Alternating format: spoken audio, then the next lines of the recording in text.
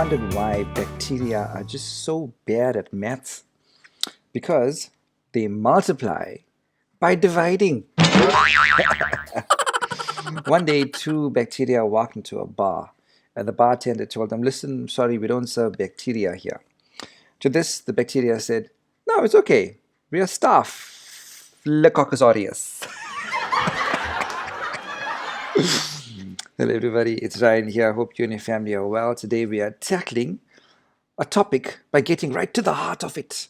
Infective endocarditis. Thanks for joining me. Here's the outline of our talk. We're going to be covering a clinical case for context, then breaking down infective endocarditis and unpacking an introduction and key points.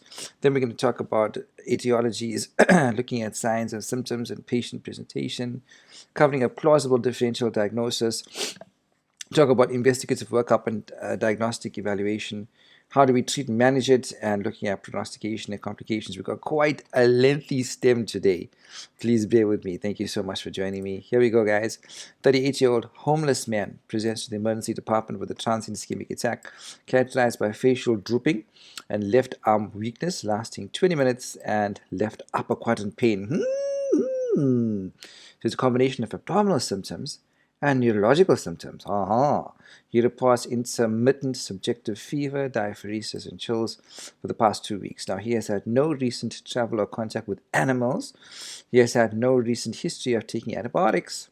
Physical exam reveals a slightly distressed man with a disheveled appearance. His temperature is 38.2 degrees Celsius, so his pyrexial heart rate 90 is not too bad, blood pressure 127/74, hemodynamically stable. Of note, he has poor dentition.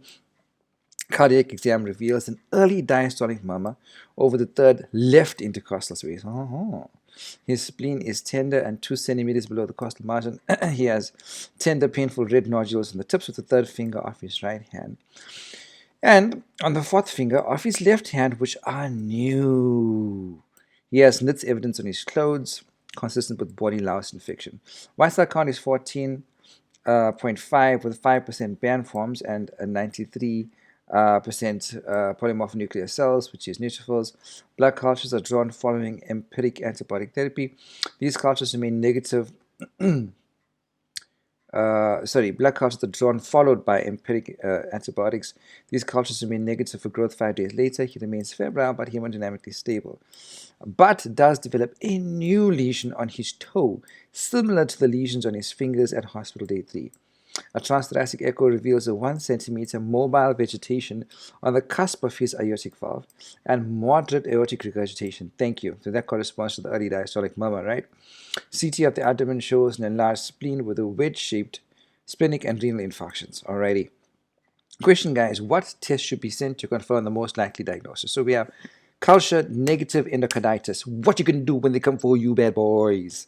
You're going to do A, Bartonella serology, B, Epstein-Barr virus heterophile antibody, C, HIV PCR, D, a peripheral blood smear, or is it E, Q fever serology?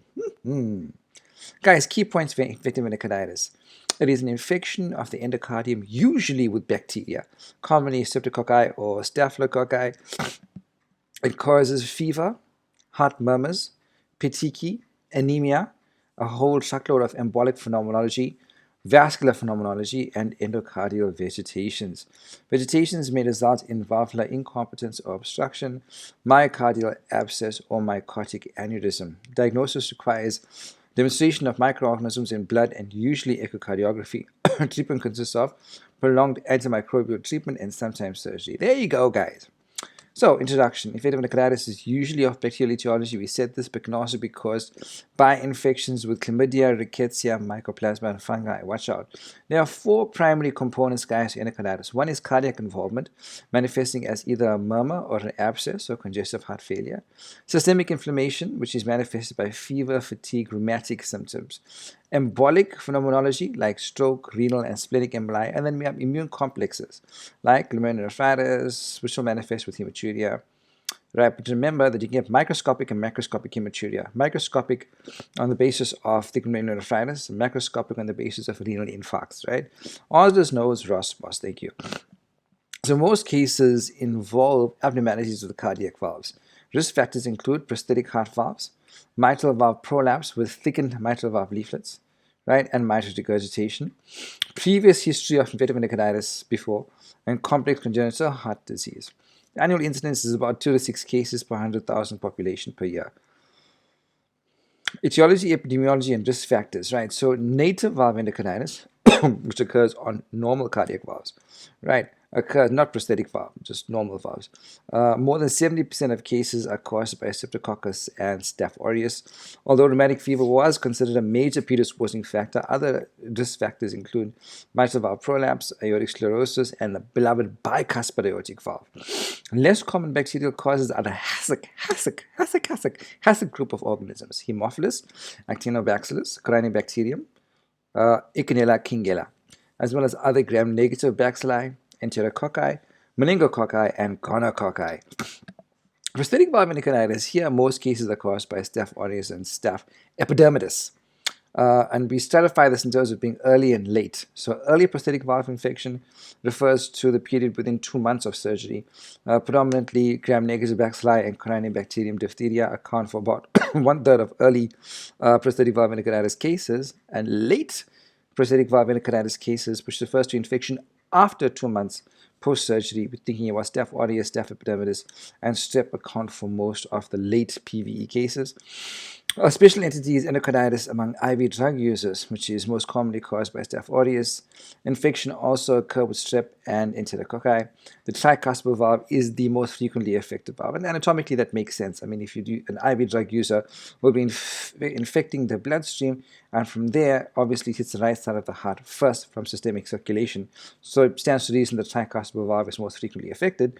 Septic pulmonary emboli are common from the right side of the heart. It embolizes down to the lungs, which occurs in about 75% of those with tricuspid disease. The median age for endocarditis has gradually increased from what was 30 to 40 to now between 50 and 69 years. Right? So guys, here's my algorithmic approach to the 27 etiologies behind endocarditis.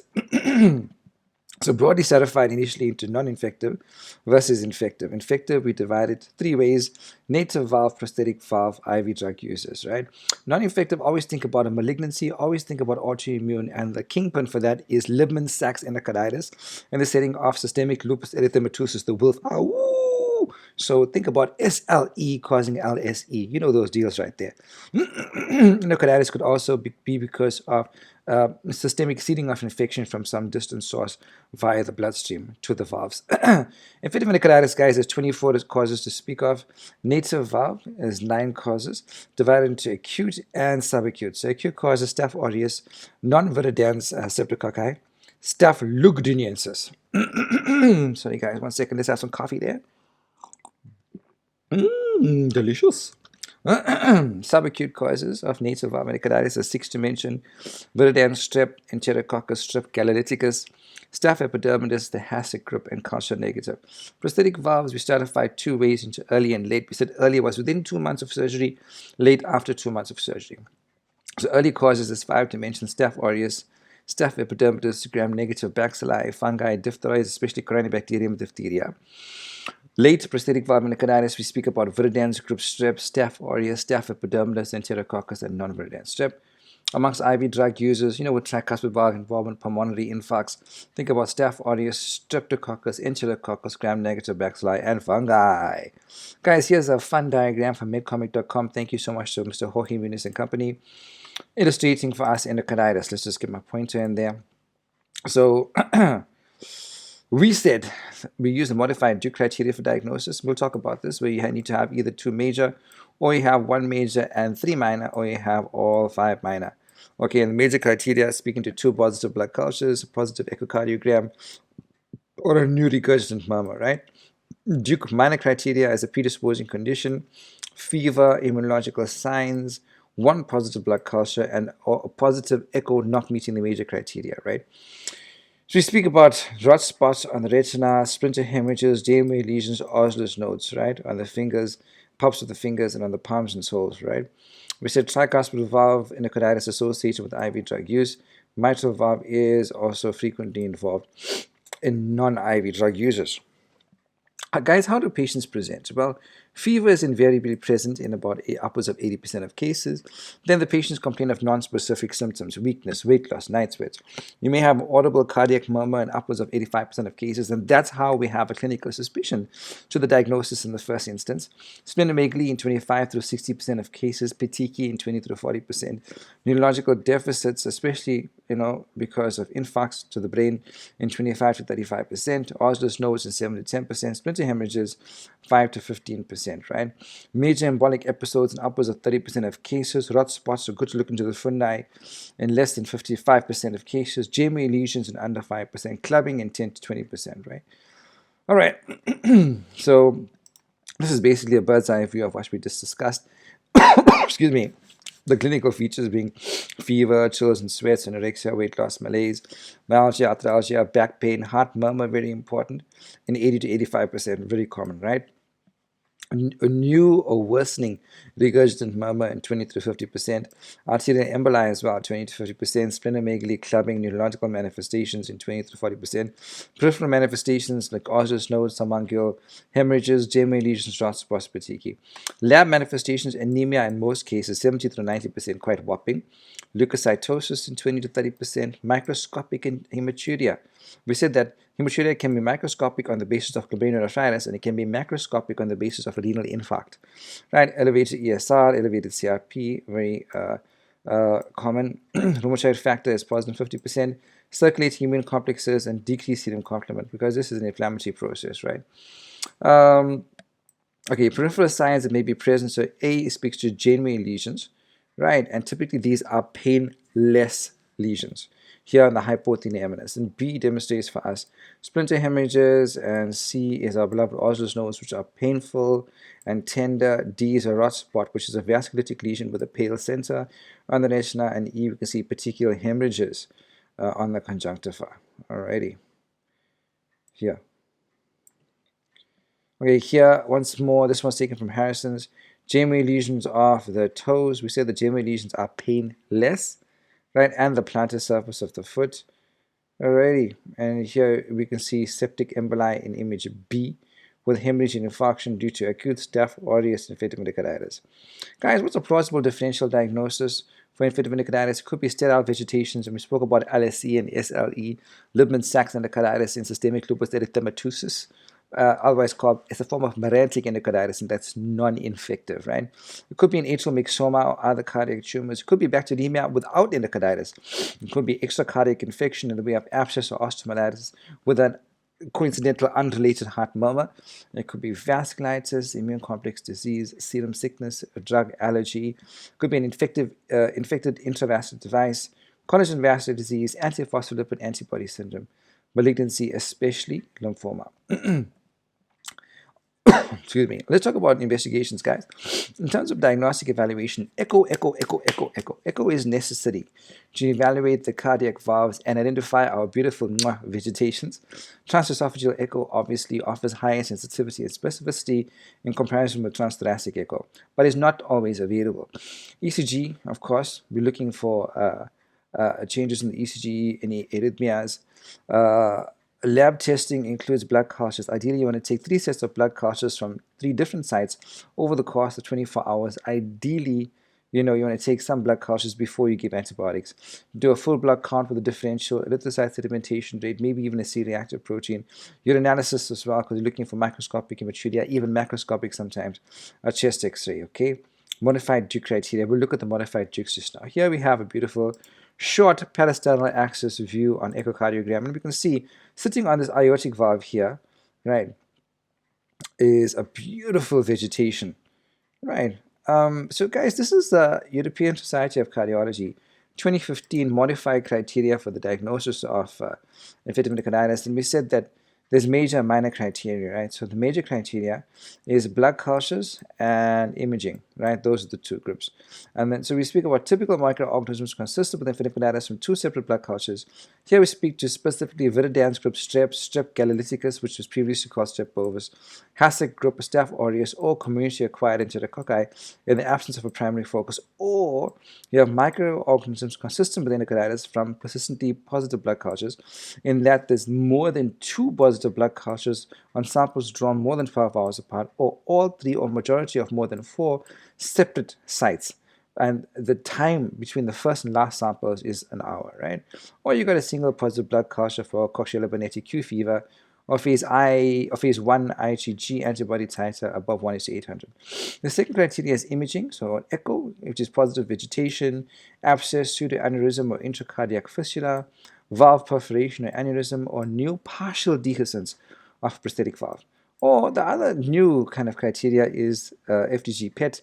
So if you've got abnormal activity around the site of prosthetic valve implantation detected by fluorodeoxyglucose positron emission tomography CT, FDG PET, or radio labeled leukocytes on SPECT scan, or if you've got definite paravalvular lesion by cardiac CT. So you need to have either 2 major, 1 major, and 3 minor, or all 5 minor. The minor criteria I mentioned here, right? We touched on this before. Predispositions such as predisposing heart condition or injection drug use. That's number 1. Number 2 is fever, temperature above 38 degrees Celsius. Thirdly, vascular phenomena, including those detected only by imaging. So major arterial emboli, septic pulmonary infarcts, especially in the context of IV drug users, infectious or myocardic aneurysm, right, which is basically seeding of bacteria into the vessel walls, okay? Intracranial hemorrhage, conjunctival hemorrhages, JMA lesions. Immunological phenomenology includes glomerulonephritis, right? So you look for hemoproteinuria, especially hematuria, right? Micro and macroscopic. Osler's nodes, rod spots, rheumatoid factor, and microbiological evidence. And then we have a positive blood culture that doesn't meet major criteria as above, or you got serological evidence of active infection with an organism consistent with infective endocarditis, okay? So this is as per the ESC guidelines, and they give us an algorithm to follow here for the diagnosis of infective endocarditis. So if you've got clinical suspicion of infective endocarditis, especially usually in the form of picking up, one of the peripheral stigmata of infective endocarditis, or by listening to a heart murmur, you apply the modified Duke criteria, and we divide it into definite, i.e., and that there's 2 major, 1 major, 3 minor, or all 5 minor. Rejected, i.e., or possible, i.e., with high suspicion. Then you've got to partition it to whether we're dealing with native valve endocarditis or prosthetic valve endocarditis. If it's native valve, repeat the echo and microbiology, right? Image for embolic events, cardiac CT. Prosthetic valve, you want to repeat the echo, do your microbiology, do your FDG PET scan or your SPECT scan, cardiac CT, image for embolic events, and then reapply your modified diagnostic criteria to once again either end up with a diagnosis of infective endocarditis, reject the diagnosis of infective endocarditis, or once again say whether it's possible. Okay, now this is the diagnostic use of transesophageal and transthoracic echo as per Harrison's. So what can we learn from this? High initial patient risk for infective endocarditis or evidence of intracardiac complications in the way of a new regurgitant murmur, new ECG conduction changes, or congestive heart failure. That's what it means to have high initial patient risk, okay? High risk echo features include large vegetations, valve insufficiency, paravalvular infection, or ventricular dysfunction. Treatment indicates initiation of antibiotic therapy, okay?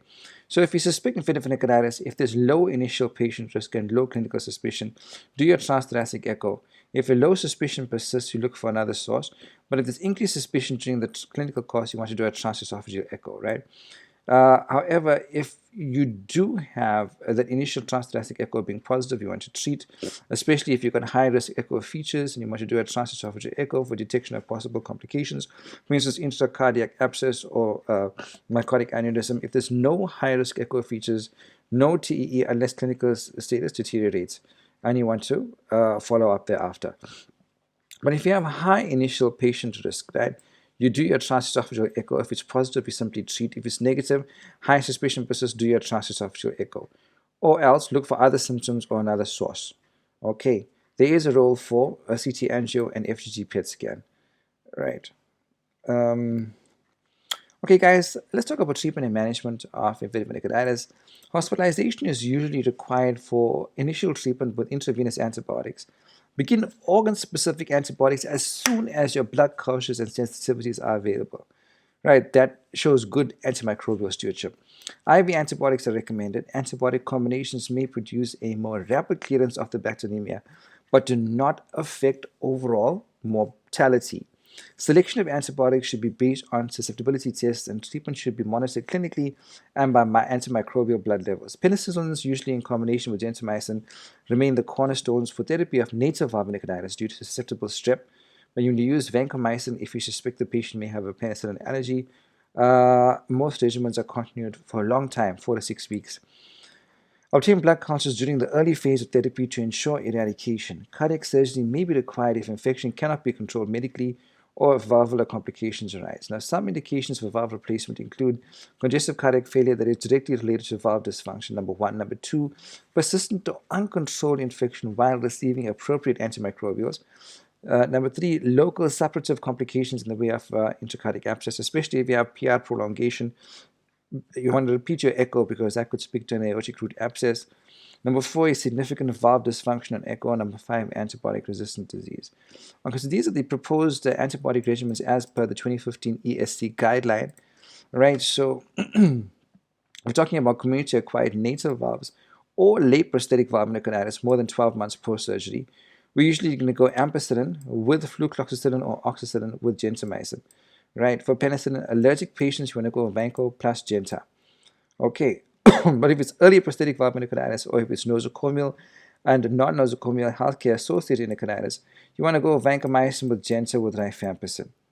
Okay. Procedures for which are regarded as high risk for infective endocarditis includes dental procedures, right? Not just all dental procedures, but those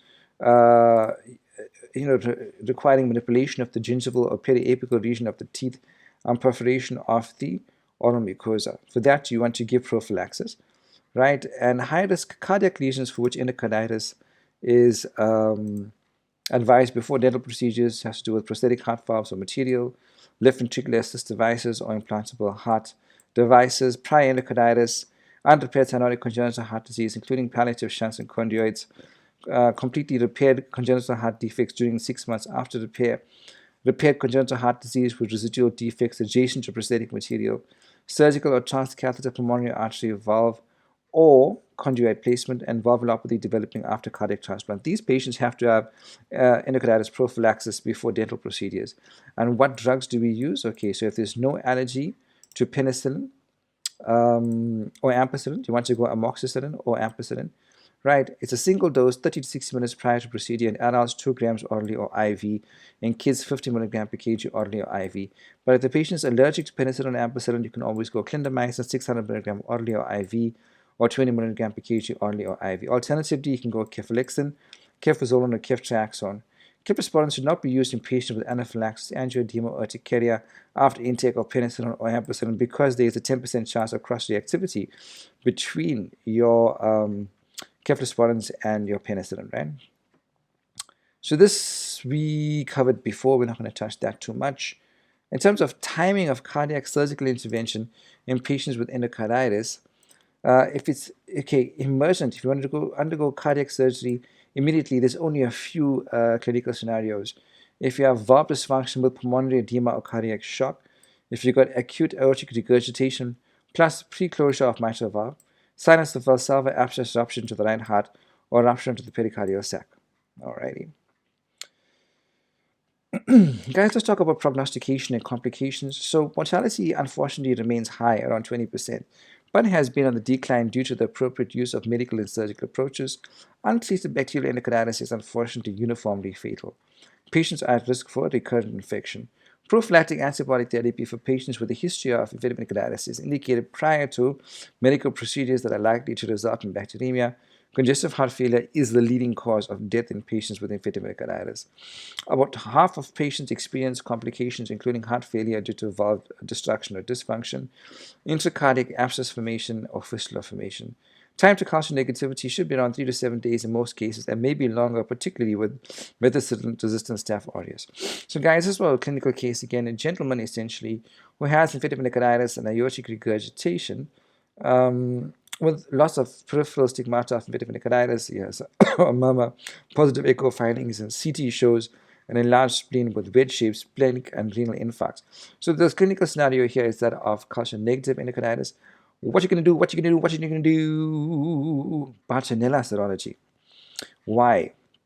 Because this patient has culture-negative endocarditis, a relatively rare entity defined as clinical evidence of infective endocarditis in the absence of positive blood cultures, right?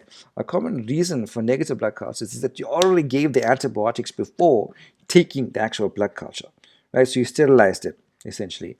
But in the absence of this, if you're sure this is not the case, then two common pathogens, both of which are difficult to culture on blood culture bottles, very fastidious organisms, are Q fever, which is Coxiella burnetii, typically associated with close contact with livestock, or Bartonella. Okay, my friends, let's just talk a little bit about the Bible. I want to encourage you to take heart today. John 16:33 says, I have told you these things so that in me you may have peace. This is the Lord Jesus Christ speaking. I have told you these things so that in me you may have peace. In this world you will have trouble, but take heart, for I have overcome the world. You know, this world is fraught with difficulties and challenges. When we look at how inflation is increasing, we look at the cost of living increasing, when we look at unemployment and crime, when we look at disease and natural disasters, it's easy for us to become dismayed and discouraged. But remember, Jesus said, take heart. Do not be discouraged. Do not be dismayed. The promise in His word is that He will never leave nor forsake us. The promise in His word is not that we won't undergo trials and difficulties, but when we do go through them, He will be with us. Even though you pass through the fire, you will not be burned. Even though you pass through the waters, it will not overcome you. The Bible says that the Lord has us in the hollow of His palm. So take heart and never be discouraged. These are my references, guys. Remember, if you enjoyed this content, I encourage you to like, share, and subscribe. You can also catch me on Facebook. Just search for Internal Medicine Algorithms and Mnemonics.